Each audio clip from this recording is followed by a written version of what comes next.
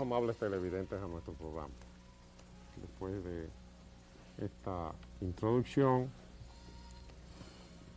en esta época en que vivimos, viendo los acontecimientos de la región del Caribe, de la América Latina y el mundo, particularmente de Cuba y de la República Dominicana, nos complace presentarles a don Mario Rivadulla, un testigo de la historia contemporánea de la República Dominicana, que lo ha acogido como su segunda patria, y de la hermana República de Cuba, donde don Mario Rivadulla jugó un papel fundamental en el proceso de lucha democrática que después derivó en el estado que tiene Cuba hoy, ¿verdad?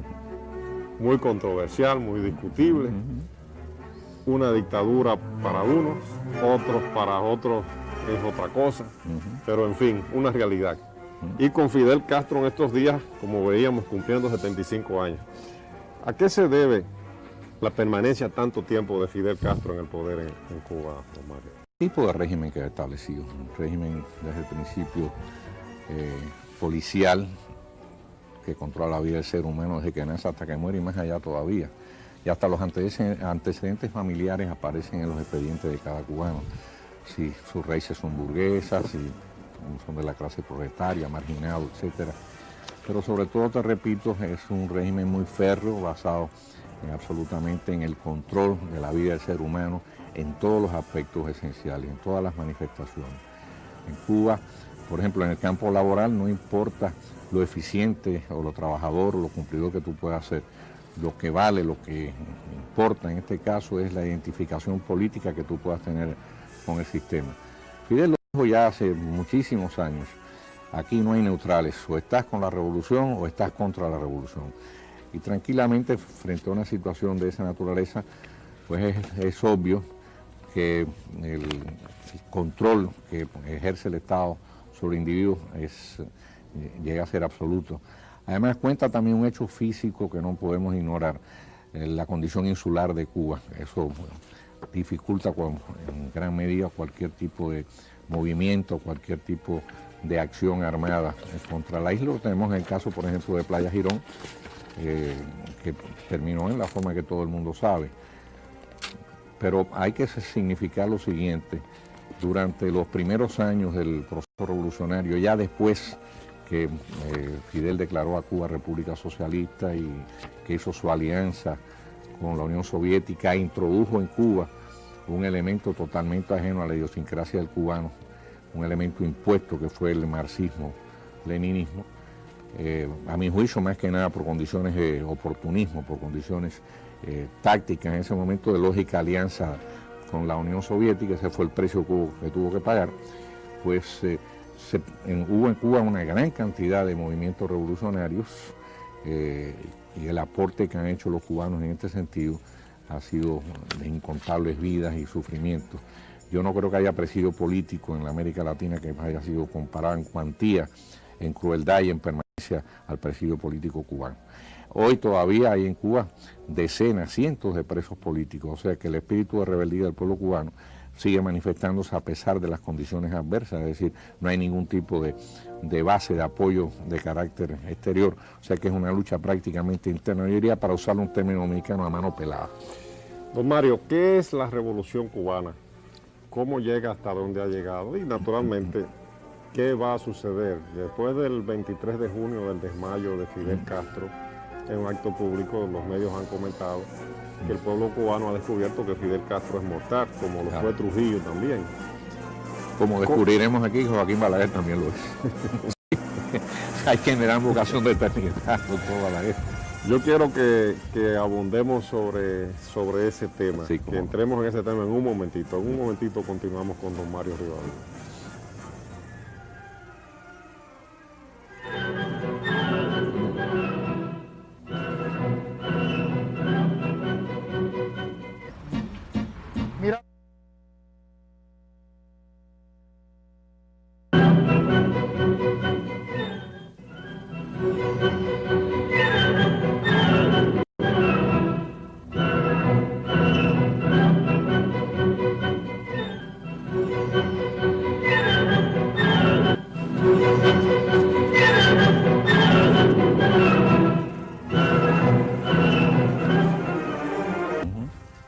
Fulgencio Batista fue el gobernante, presidente entre comillas. presidente dictador, Exacto. el cual fue derrocado por Fidel Castro y los movimientos revolucionarios. Pero veíamos fotos de Fulgencio Batista también uniformado de sargento y después de alto oficial del ejército cubano.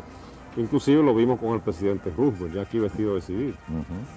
Tomó el poder en el 33, 34, gobernó hasta el 44 después porque fue electo en el 40. Sí, como pero después dio un golpe de Estado. Y ese es el origen de todo lo que pasa en Cuba después. No, yo diría que hay un antecedente previo, y es, a mi juicio, hay un hecho fundamental que desencadenó la serie de acontecimientos que posteriormente desembocaron en la llegada de Fidel Castro al poder. Y fue el suicidio de Eduardo Chivas. Eduardo Chivas era el líder más popular de Cuba, era la esperanza de Cuba, por así decirlo. Y yo creo que un líder en unas condiciones excepcionales, de un valor a toda prueba, de un olfato político extraordinario. Y yo creo que su desaparición física, te repito, fue el eslabón inicial de esta cadena. Ese es Eduardo Chivas. Ese es Eduardo Chivas. Él se pero suicidó usted, de pero manera habla, dramática. Mario, de la segunda etapa realmente de Batista como gobernante, ¿verdad? Que Sí, fue claro, cuando la segunda. murió Eduardo Chivas. Correcto, Eduardo fue en Chivas qué muere. año? Eduardo Chivas en el año 51, él se comete suicidio el 5 de agosto. Estuvo 11 días de agonía, hasta el 16 de agosto falleció. Pero yo recuerdo, a mí nunca se me olvidó. Ese es el entierro de Chivas. Ese es el entierro más grande que ha habido en Cuba. Vamos a Calcula hacer- que 250.000 personas. ¿Cuánta gente? Sí, fue una cosa dramática. Después de estar 2 días expuesto en el Eso fue en el Alameda, 51, ¿verdad? Eso fue en el 16 de agosto de 1951. Y la muerte de Chivas, que parece que iba a ser el presidente de Cuba en las elecciones del 52, ¿verdad? Del 52, correcto. Es lo que desata la crisis política que le permite a Fidel Castro convertirse en un personaje. Yo diría que es el primer eslabón, y si me lo permite, te lo explico muy brevemente. Yo nunca me olvidaré que Chivas, meses antes de morir en una asamblea nacional de nuestro partido, yo era dirigente del Partido Ortodoxo, dijo algo que a todos nos asombró, nos estremeció, porque hasta ese momento yo no había escuchado ningún tipo de versión en ese sentido. Él dijo: Fulgencio Batista está conspirando para llegar al poder y el presidente Carlos Prío es tan tonto que no se da cuenta. Eso fue meses antes de haberse dado el balazo que puso fin a su vida. Posteriormente, entonces, cuando ya faltaban pocos días para las elecciones de 1952, Fulgencio Batista da su golpe de Estado el 10 de marzo. Las elecciones iban a ser el 1 de junio, y aunque ya Chivas no estaba en el mundo de los vivos, su partido ortodoxo, nuestro partido ortodoxo, lucía con las mayores probabilidades de llegar al poder. Pero Mario, mira en esta foto, ahí ese es Eduardo Chivas, pero en esta, ¿verdad? Donde Ahí está Fidel Castro. Donde está el cadáver, ¿verdad? Ese Fidel. que está en la derecha, ese es Fidel Castro. Ese es Fidel Castro. ¿Y qué hacía Fidel Castro? Todavía ahí, no joven? era ortodoxo, pero ya Fidel Castro estaba terminando su carrera universitaria y se estaba aproximando a la ortodoxia precisamente por lo que te Fidel señalaba Castro es el antes. que está con ese traje el alto, el hombre gris alto a la derecha, ¿verdad? Vamos, Exactamente. ese, el último de la Ese derecha, ese de ahí, el último. oscuro. Correcto. Vamos a hacerle un zoom a ese muchacho. Ujú. Es este que está aquí. Ese es Fidel Sí. Castro, ¿verdad? Sí, él no pertenecía a las Y instancias. Pardollada es el de los lentes oscuros. Para de los lentes oscuros, el Que doctor fue Roberto Agramonte. embajador de Colombia Sí. aquí, ¿verdad? Y Sí. muy conocido. Y el que está entre los dos, entre Fidel Castro y Pardoya, es el doctor Roberto Agramonte, primo de Eduardo Chivas, que fue el que lo sustituye como candidato presidencial. La cuestión es que Fidel Castro capitalizó Eso. todo lo que fue la El proceso producto de la quiebra de los partidos políticos, es decir, los partidos políticos cubanos no supieron enfrentar el fenómeno del 10 de marzo, el golpe que da Batista, el golpe militar, y como consecuencia de eso surge Fidel, que era un líder desconocido prácticamente, es decir, relativamente conocido en la provincia de La Habana, donde aspiraba a candidato a diputado. Ese es Batista. Sí, ese es Batista. Y como consecuencia de ello, Fidel, con un gesto de audacia extraordinario, pues produce el asalto al cuartel Moncada, que desde el punto de vista militar y guerrillero, pues fue prácticamente una acción disparatada, una acción condenada al fracaso de antemano, pero que no cabe la menor duda que tuvo un impacto político tremendo. Después de eso, él va a la prisión, está aproximadamente 15, 16 meses en prisión. Dirigimos un movimiento, o compartimos la dirección de un movimiento cívico muy fuerte para lograr la liberación de Fidel y los compañeros que estaban presos en... Eso era en la época en que él estuvo preso. Eso ¿verdad? en la época que estuvo preso. para lograr la liberación de los sobrevivientes del Moncada, que no habían podido asilarse.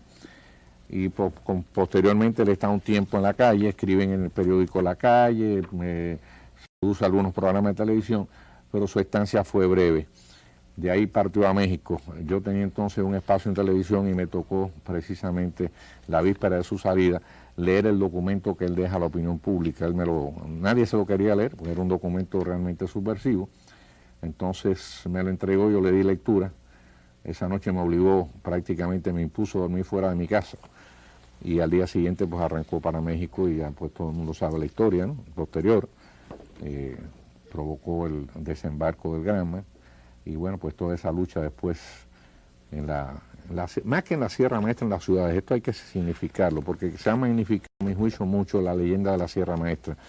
Realmente los combates de la Sierra Maestra, si tú revisas la historia, verás que fueron más que nada, en su gran mayoría, pequeñas escaramuzas con el ejército.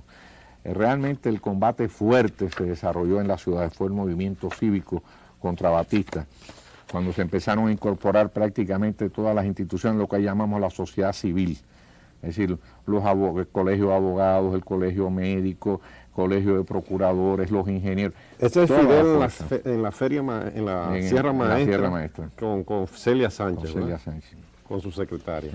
Y vamos a ver ahora una imagen. Una de sus secretarias, la otra fue Conchita Fernández, que fue la secretaria de Eduardo Chivas. Vamos a enfocar mejor esta foto, por favor, si es posible. En la muerte de Fran País. Eso es parte de la lucha urbana, ¿verdad? Sí, Fran País era un dirigente extraordinario del 26 de julio en la provincia de Oriente, un hombre de unos quilates. ¿No era el líder del 26 de julio o no? Fran País en Oriente, sí, en la provincia de Oriente. Era el líder del 26 de julio. Entonces, de lucha urbana, como decía. Sí, se produce ese movimiento. Y ese es el entierro. Correcto. Se produce ese movimiento precisamente para sustentar el desembarco de Granma, es decir, como una acción de apoyo y de diversión prácticamente, ¿no? Y naturalmente fue reprimido en sangre brutalmente por las fuerzas de Batista. Así que bueno, ahí está Raúl Castro cuando era jovencito, ¿no? Y vamos a hablar de este joven melenudo en un momentito. Ese joven melenudo es Raúl Castro, muy jovencito. Ahí está. 40 años atrás. En un momentito vamos a seguir hablando con don Mario Rivadulla sobre Cuba en estos días que Fidel Castro ha cumplido 75 años y que en Cuba tendrá que haber, ¿verdad?, un cambio ya pronto. Correcto. No sabemos cuándo, pero pronto. Pero por razones naturales. Por razones naturales.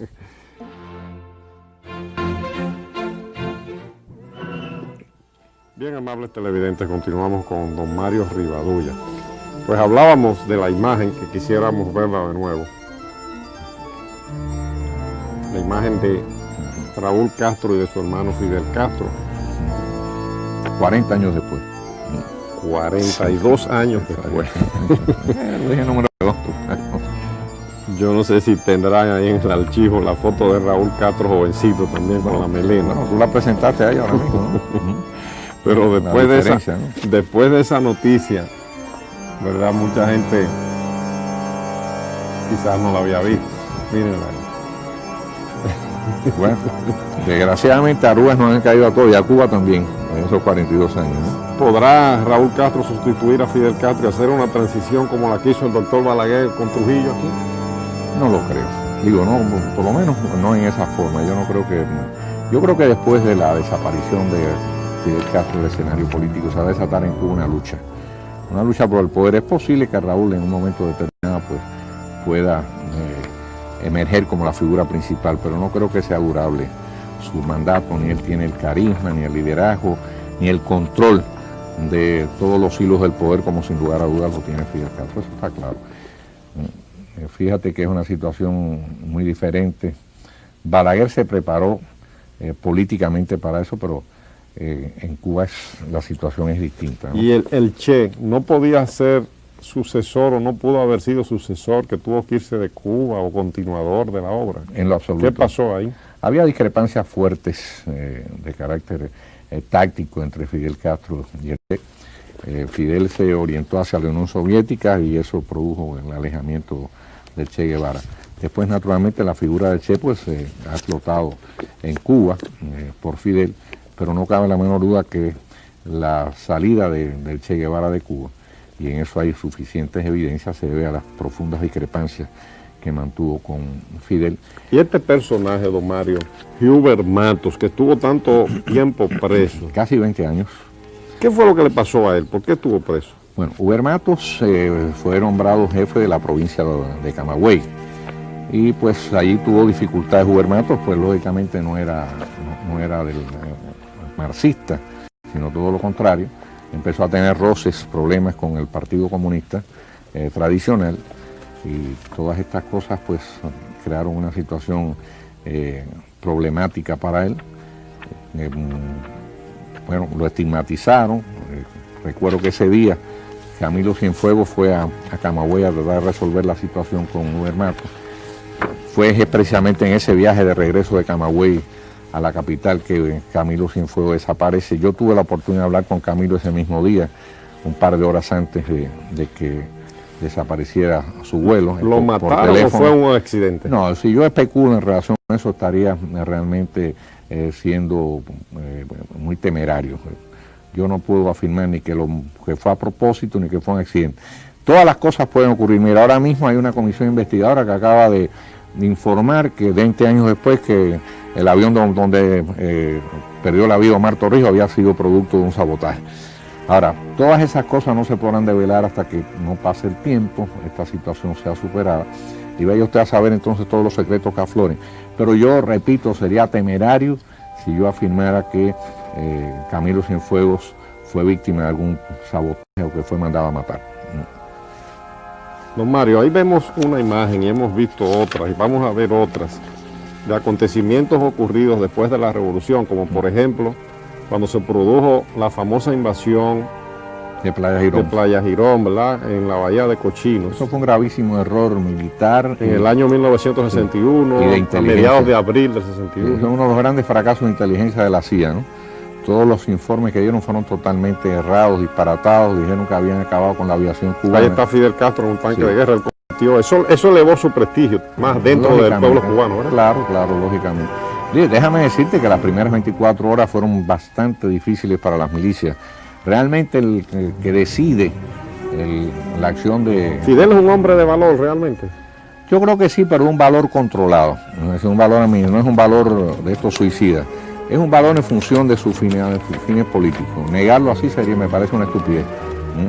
Si no tuviera valor en ese sentido, pues no hubiera llegado a donde ha llegado ni se hubiera mantenido, eso está claro.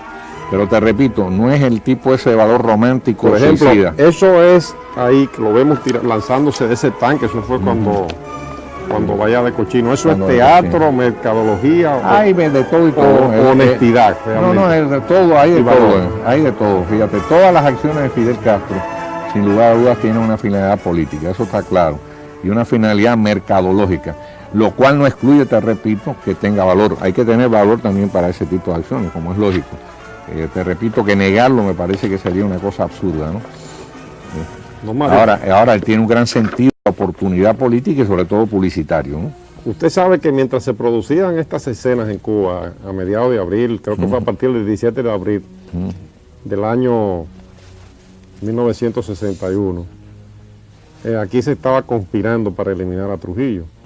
Y ya está fehacientemente y claramente demostrado que la conspiración contra Trujillo, desde el punto de vista del interés norteamericano, era con el fin de crear un precedente para después eliminar o derrocar a Fidel Castro.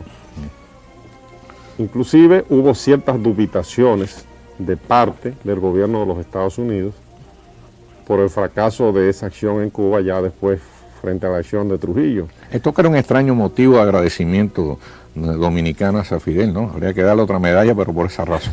¿Qué te parece? Otra condecorada. ¿Qué tú crees si le damos la de Cristóbal Colón? A ver si le cae algo de Foucault. Pero ¿qué explica el hecho de que se eliminó Trujillo, pero Fidel Castro ha sobrevivido a tantos atentados y a intentos de eliminarlo físicamente, de parte de Estados Unidos, de parte de cubanos individuales? Mira, yo creo que los Estados Unidos fueron perdiendo interés paulatino en derrocar a Fidel Castro. Yo te diría que hoy por hoy, en todos estos últimos años, aunque esto parezca paradójico, creo que los Estados Unidos inclusive, en el fondo, no tienen el menor deseo, la menor intención de que en Cuba haya un cambio violento de gobierno.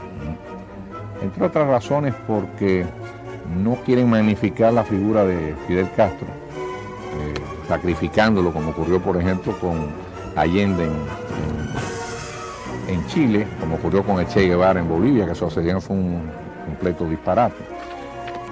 Y al mismo tiempo, ya ellos tienen prácticamente a Fidel donde ansiaban tenerlo, es decir, atados prácticamente de pies y manos con una especie de camisa de fuerza, porque ya Fidel no cabe la menor duda que ha perdido un gran protagonismo. Ahí está Allende con Fidel, Salvador Allende. Salvador Allende fue derrocado por un complot de la CIA, documentado por una investigación que hizo el Senado de los Estados Unidos en el año 1975.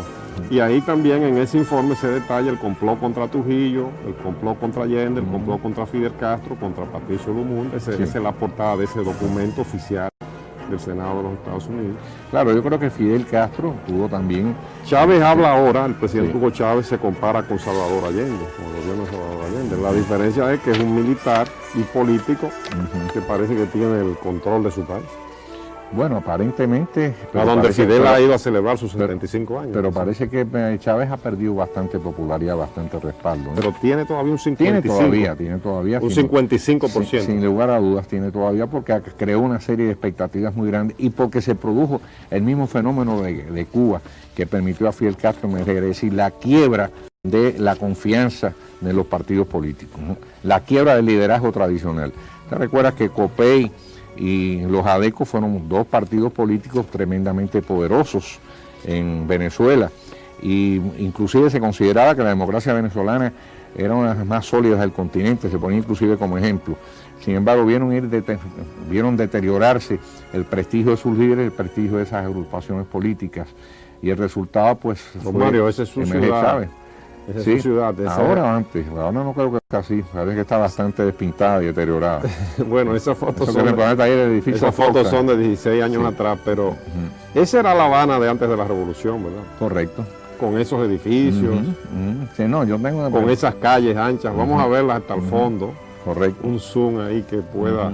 No, La Habana es una ciudad bellísima. A los televidentes ver esas calles. Y modernísima. Completa. Era así de calles abiertas. Correcto. Siempre fue así. Siempre fue así. No, la revolución no aportaba nada a La Habana, en lo absoluto. De hecho, lo que ha hecho es rebautizar lo que existía, ¿no? Por ejemplo, ya recuerdo, ya en el año 59 existía en Cuba el edificio más alto de todo el Caribe, que era el Foxa, tenía 36 o 38 plantas más o menos. El edificio donde Fidel montó sus oficinas originalmente, que lo rebautizó como Habana Libre, era Habana Hilton. Y ese edificio que se ve allá en el fondo, vamos a ver si lo enfocamos, por favor, un poquitico mejor. Un poquito. Esa torre que se ve allá al final, esa es una torre que es un homenaje a José Martí, ¿verdad? Sí, ese es el monumento a José Martí. Pero eso es obra de la Revolución. No, señor, eso lo hizo Juan José Sicre, en épocas precisamente anteriores a Fidel Castro. Juan José Sicre, que además de eso es el autor también de la estatua, fue el autor de la estatua de Martí que levantó aquí el exilio cubano. Está por aquí, por cerca del Jardín Botánico. O sea, es el mismo autor, él ganó por concurso la obra, y entonces se levantó ese monumento. José Martí, que es el Juan Pablo Duarte, el Juan Pablo Duarte de los cubanos, ¿verdad? Que además dejó sembrado aquí grandes afectos, porque de hecho él vino a buscar aquí el apoyo de Máximo Gómez para la guerra de independencia, y de aquí salieron los dos para Cuba, en una yola, un viaje en yola, pero distinto a los que se realizan ahora hacia Puerto Rico, ¿no? Este fue para libertar a Cuba, no fue para llevar drogas a Puerto Rico ni ilegales, ¿no? Aunque fue naturalmente una entrada ilegal, como es lógico, ¿no? Bueno, Martí estuvo en Montecristi, ¿verdad? En Montecristi, ahí se firmó el famoso manifiesto de Montecristi, que viene a ser algo así como la carta magna política de la revolución independentista cubana. Lo firmó con Máximo Gómez. Yo guardo entonces un grabadito que hay de la famosa reunión entre ambos, ¿no? Fue histórica. Vamos a ver si don Mario recuerda esa foto, don Mario. Eso era una sorpresa que ¿sabe de qué fue esa foto? Ese es precisamente el día de la inauguración de la estatua de José Martí. Usted no sabía que teníamos eso. No, la verdad es que eso no lo sabía. Desconocida ¿Y totalmente. esa, usted la Esa es la recuerda? estatua de José Martí. ¿Dónde fue que se inauguró esa estatua? Ahí en la avenida donde está al lado del Botánico, frente a la iglesia San Mauricio. Y esta foto que está aquí. Ah, bueno, ahí no está usted. Vamos a ver si- Esa no, pero creo que hay otra por aquí. Esta que está aquí. Vamos a ver. Ah, bueno, ahí también. Esa fue en la inauguración. En la inauguración también. Bueno, ahí está el general chico, don Mario, ahí Bueno. a la derecha haciendo el saludo. Sí, señor. Y aquí está, lo vas a ver también ahora. Y ahí está, ¿eso fue cuándo, don Eso Mario? fue cuando me juramentaron como ciudadano dominicano. Eso fue 2 años después de haber llegado al país.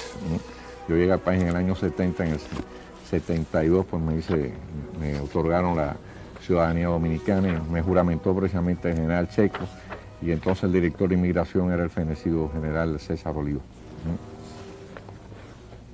Y vamos a ver si usted reconoce esa casa, don Mario.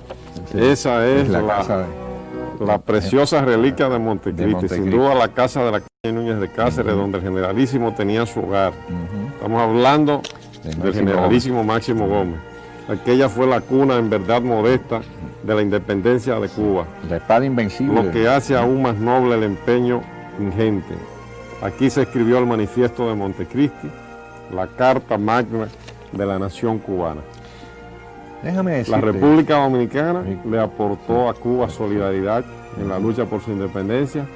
Ese es don Máximo Gómez, dominicano, que jugó un papel fundamental. La dominicano y portada cubano. de un libro de Y- Juan y Bosch, cubano. dominicano y cubano. Ujú. Pero, naturalmente, yo Déjame creo que decirte el una origen figura del- admirable, del una problema- figura admirable. Yo creo que todavía los dominicanos no conocen realmente en su magnitud la dimensión de este hombre, no solo como guerrero, sino como ser humano, un hombre de un carácter, una voluntad, una firmeza increíble. Yo creo que el problema, de todas maneras, don Mario, es que cuando Máximo Gómez, José Martí, que murió en el camino, Maceo y todos los luchadores del pueblo cubano logran la independencia de Cuba, los Estados Unidos la mediatizan y Totalmente. la Con el- prostitución de la política, como usted decía, de los partidos Sí. políticos, es lo que lleva a que finalmente se la- instaure, ¿verdad? La Exactamente. dictadura. En primer lugar, te repito, el suicidio de Chivas, después de eso el golpe del 10 de marzo, a pocos días de las elecciones del 1 de junio, cuando Batista vio las encuestas que le daban un lejanísimo tercer lugar, pues decidió ya dar el golpe que venía preparando hacía tiempo. Y naturalmente entonces surge el líder emergente, en este caso Fidel, y el resultado, pues ya ustedes saben cuál es, 42 años de tiranía. Bueno, y no tienen los cubanos un Joaquín Balaguer que sustituya a Trujillo. No lo creo. no creo que haya. No, lo que creo que va a venir una lucha fuerte por el poder. Y tengo la sospecha de que en ese caso los norteamericanos no van a intervenir en lo más mínimo. Van a dejar que se desangren entre ellos. Van a hacer, en este caso van a hacer lo mismo que Balaguer, esperar que los mangos maduren. O como Calígula también, O como que Calígula. se devoren ellos mismos. Exactamente. Dicen que la revolución se coma a sus propios hijos, ¿no? Entonces, pienso que eso es lo que va a ocurrir después. Naturalmente, especular sobre una situación como la cubana siempre resulta muy riesgoso.